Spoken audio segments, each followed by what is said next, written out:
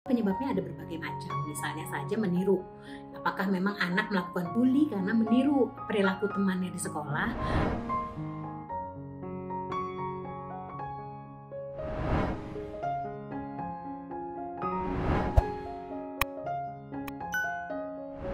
Berikutnya pertanyaan terakhir dari Aditya Alfat yang menanyakan bahwa bagaimana jika justru anak kita yang melakukan bully.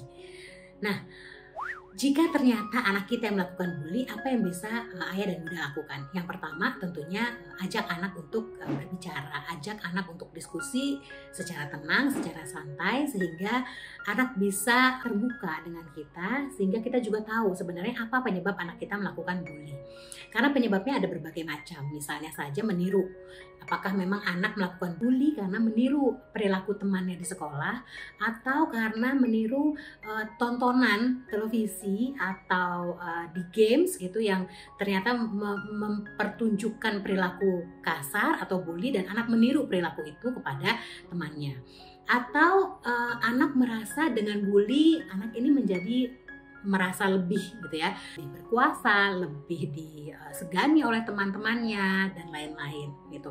Itu kita juga harus cari tahu gitu. Atau memang anak ingin cari perhatian. Nah, dengan kita komunikasi terbuka, dengan kita bicara dengan anak secara santai, secara tenang, diharapkan kita mampu menemukan penyebabnya. Dan kita juga bisa kerjasama dengan pihak sekolah, sehingga ada usaha yang berkesinambungan antara orang tua dan sekolah untuk mencari sebenarnya kenapa sih anak kita melakukan bully, dan membuat kesepakatan supaya anak kita bisa merubah perilakunya.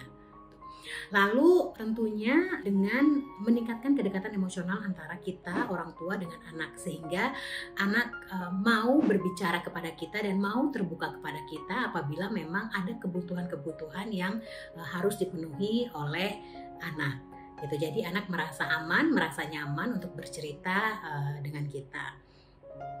Dan tentunya sebagai orang tua kita juga harus mengenal lingkungan pergaulan anak.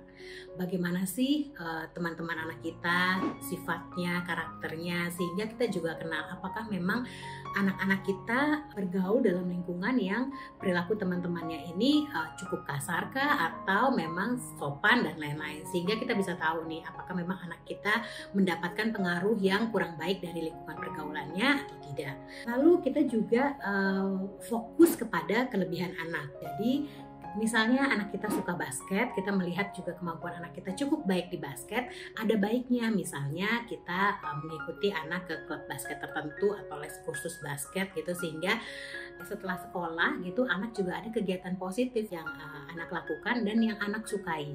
Jadi tidak memaksa, tapi yang anak suka ini apa, yang kita lihat anak berpotensi di bidang apa, itu yang coba kita fokuskan. Sehingga balik lagi kepercayaan diri anak bisa meningkat, harga diri anak bisa meningkat, dan akhirnya anak juga bisa berperilaku lebih positif juga.